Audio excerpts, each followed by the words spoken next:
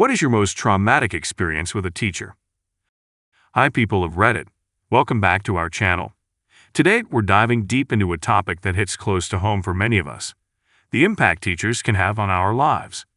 Have you ever had a teacher who left more than just a mark on your academic journey? Perhaps an experience that lingered long after the classroom doors closed? So buckle up as we unpack the roller coaster of teacher experiences. Get ready for the highs, the lows, and everything in between. It's time to spill, laugh, and maybe shed a tear or two as we explore the wild. Before we start with the first story, please hit a subscribe and ring the bell to stay updated with us. Number 15. My fourth grade teacher had a reputation for making one boy in her class an unpopular scapegoat each year. Lucky me. In previous years, I'd been just another kid in the playground, but within 2 months the other kids wouldn't play with me during recess. One day I refused to go outside for recess. She asked why, and I foolishly told her that the other kids didn't like me. When they came back in, she marched me to the front of the class and asked for a show of hands who didn't like me. Fourth grade kids, mostly, did what fourth grade kids do. I broke down that night and told my mom what had happened and what had been going on all along. She marched into school the next day, got a meeting that included the principal, and tore the teacher a new I was still stuck in that class, but the teacher moved on to a new victim. Funny thing how self-esteem influences academic performance. My school used to give us a Stanford Binet IQ test every year. My score dropped 10 points from 3rd to 4th grade, then rose 20 points in 5th grade when I had a nurturing teacher. If you are still alive, F you, Mrs. Number 14. Technically, it was the vice principal, but the day my brother died, apparently he thought it would be a good idea to walk in on story time. The teacher was reading to the class, set me on his lap, and tell me in front of everyone that my brother committed suicide. Dude, what a freak. I'm so sorry this happened to you. Number 13. So when I was in kindergarten, I didn't make it to the bathroom in time and wet myself. Went to the nurse's office and got new clothes, but instead of panties, I had to wear a pull-up. Not a big deal. I guess it was a school policy for kids my age, I don't really know. When I get back to my class, my teacher loudly said, "Oh good, the baby is finally back," or something like that. She also knew about the policy and asked if I was wearing a diaper so every other student could hear. I was 5 and felt a ton of shame and humiliation. I started crying and trying to get out of school a lot because of it. My teacher often referred to me as a baby for the rest of the year. Also, she would constantly ask if I needed to potty or if I was wearing a diaper, like I was a toddler or something. Number 12. Got accused of plagiarism over a paper I wrote and didn't plagiarize, that I was really excited about because of how well I thought I did on it. Enthusiasm is fully destroyed. I had a similar experience where my lit professor brought me in to tell me my paper was flagged by the software for being plagiarized from over 180 other student papers from around the country. Not websites, not public articles, and student papers from other schools. The longest chain of plagiarized words was 6. I laughed because I thought she was pointing out how ridiculously sensitive the software was. She was offended that I laughed at her. I asked her if she really believed that I tracked down almost 200 students to steal 3-word phrases from them and stitch them together into a paper, which would take 50x the effort that it actually took to write it. Not in those exact words. I really thought I wrote a great paper. Got an A, but I think it was because she felt dumb. Number 11. One time I was on my period and I asked the teacher to go to the bathroom multiple times. She refused to let me go. Eventually, I stained my uniform in the chair. I was so embarrassed that I started crying when my mother found out. She made the school fire that mother. Good done, Ma. Glad she stood up for you. Number 10. In the 8th grade, I had a book report to do for 4 books, all due on the same day, which was way too overwhelming to do at the time.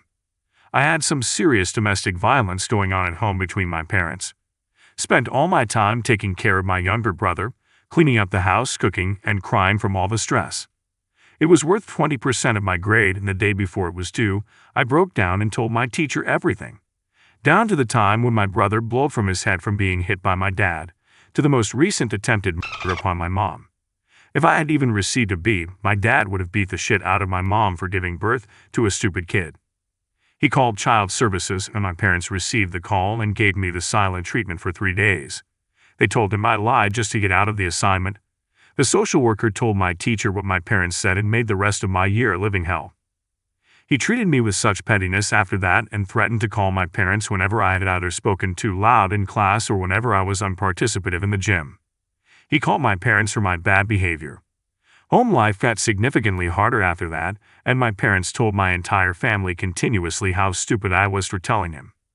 They laughed at me when I cried or got upset about it. Years later, after repressing everything, I was diagnosed with severe PTSD from childhood trauma as a witness and victim of domestic violence and attempted murder thrice, and it took me 3 years in therapy to get over it. It was quick, but it was tough as it was during my university years, and I ended up having to take an extra year of school to catch up mentally. I was ready to speak up about my struggles again when I couldn't function anymore as the traumatic flashbacks occurred twice a week for hours at a time. I couldn't do a single thing except tremble and live in fear. I was 18 by the time I was ready to reach out for help.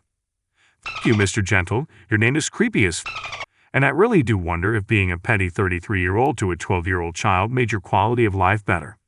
I hope that there are proper procedures put in place to protect children from such experiences.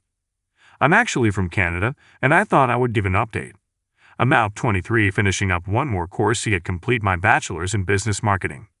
Unfortunately, things did not get better with my parents. My mother is still with my dad, and after finding out I had an SO, their treatment was beyond ruthless. After one more incident, I left for good and have not had any contact since October last year. Yes, it is still fresh, and it wasn't my first time leaving, but this is definitely the last time. I was supposed to graduate at 21, but I finally accepted that that is okay. The hardest part, though, was accepting that my relationship with my parents would never be healthy, and that leaving was the only thing I could do to save myself. For all you teachers out there, or for anyone working with adolescents, take the time to listen. Even if it's trivial, silly, or stupid, you have the power to change their direction in life and give them the motivation to make the best out of themselves. I don't resent Mr. Gentle anymore, and making that phone call was all that he could have done. Just don't become a teacher if all you're going to do is undermine them. Your job is to guide them. Even if nothing could have been done by the authorities, he didn't need to hold whatever I said against me, truth or not. It doesn't matter. Number 9. I was in the 4th grade.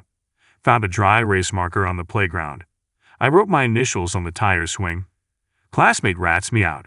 I get yelled at for like 20 minutes straight about vandalism of school property. She starts going off about how it's the first step to becoming a criminal. Being a little kid, this scared the shit out of me. It was probably another 2 years before I believed that I wasn't going to become a criminal as an adult. Number 8. I had a religion teacher in high school named Mr. Nguyen, who was working on becoming a Jesuit priest and was a really cool guy. He always had a smile on his face and did his best to make class a fun experience for everyone. There was a kid in my class who was a really annoying smartass, but Mr. Nguyen was always really patient with him until one day he pushed him too far. I forgot exactly what the kid said, but it definitely crossed the line. Mr. Nguyen slammed his fists on his desk and shouted, "Why can't you ever shut the f*** up?" He then picked up his stapler and chucked it at the kid, missing his head by a few inches, leaving a huge dent in the wall, and then stormed out into the hallway. Even though I wasn't the one that got the stapler chucked at him, that was still something crazy to experience. I had never seen a teacher blow up like that, and I definitely never expected it from him. Number 7. I have social anxiety and was nervous about having to play a song that described my life for my high school senior English class. My teacher grabbed a cape and like a hat or something from a closet, then stood on my desk and danced around while announcing to the class I was nervous, and she was trying to show me there was nothing to be nervous about. Called a whole lot of attention to me and my anxiety in such a weird way. Probably sounds stupid to most people, but I did not appreciate that at all. Totally did the opposite of calming my nerves. Number 6. 6th grade. I was 11. Hadn't been diagnosed with ADD, now ADHD, yet. The only way I could pay attention in class was if I doodled in the margins of my notes and bounced my legs. My history teacher noticed I did this, and if he caught me, he'd rip the page out of my notebook, show it to the class, and marvel at what a bad student and unintelligent person I was to everyone. Edit: if y'all are suspicious about yourselves, hit up a psychiatrist for an ADHD test. These were symptoms for me, though they may not be indicative of ADHD for everyone. Talk to a professional about it. Number 5. Used to love math and science, until I had a teacher in 6th grade who would bully, mock, and do everything in his power to embarrass me in front of the entire class. I lost all the love I had for school after that class. F you, Mr. Number 4. We were discussing Jean Vanier and L'Arche. For context, Jean Vanier decided to invite 2 intellectually disabled men to live with him and started setting up homes for them so they wouldn't be in asylums. The teacher looked right at me, I'm disabled, and said, "Oh yeah, Vanier created those homes so you people wouldn't be bothering people because the handicapped don't function in society." My friend and I left just to talk it out. He got fired a few years later because he did not have his license up to date. Cherry on top, his wife was the vice principal. Number 3. The girls in our elementary school were given proto-sex ed before the boys. The basic puberty stuff, your body is starting to change, you might develop breasts, sweating, all that stuff. They made a huge stupid deal about keeping it quiet. It's the girls' little secret. Don't go spreading it around the school. It only occurs to me now that is kind of dangerous in the wider scope of things.